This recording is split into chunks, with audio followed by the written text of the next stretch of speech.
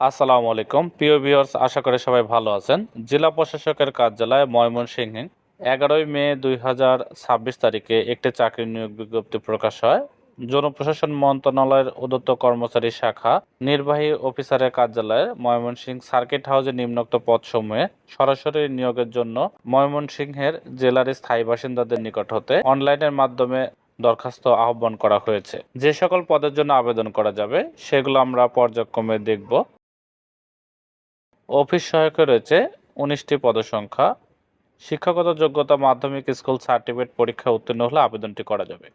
নিরাপত্তা প্রহরীতে রয়েছে 15টি পদসংখ্যা। এটিতে বলা হয়েছে স্কুল সার্টিফিকেট পরীক্ষা উত্তীর্ণ হলে আবেদন করা যাবে। পরিচ্ছন্নতা কর্মীতে রয়েছে 16টি পদসংখ্যা।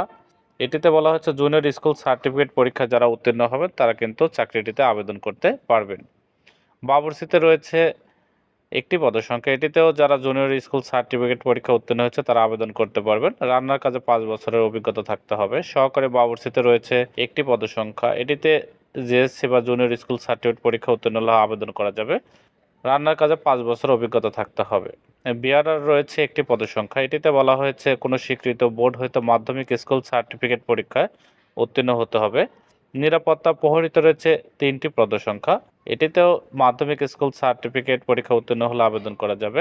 মালিতে রয়েছে একটি মাত্র পদসংখ্যা। এটিতে বলা হয়েছে জিএসসি পাস করলে আবেদন করা যাবে। পরিচ্ছন্নতা কর্মীতে রয়েছে একটি পদসংখ্যা। এটিতেও জুনিয়র স্কুল সার্টিফিকেট পরীক্ষা হলে আবেদন করা যাবে। আর সকল পদের প্রার্থীর ক্ষেত্রে বলা হয়েছে 11/05/2026 তারিখের মধ্যে যাদের বয়স 18 থেকে 32-এর মধ্যে রয়েছে তারা কিন্তু এই চাকরিটিতে আবেদন করতে পারবে। অনলাইনে আবেদনপত্র পূরণ সংক্রান্ত নিয়মাবলীর ক্ষেত্রে বলা হচ্ছে অনলাইনে আবেদনপত্র পূরণ করা যাবে 14 মে 2026 তারিখ থেকে 13 জুন 2026 তারিখ বিকেল 5 ঘটিকা পর্যন্ত।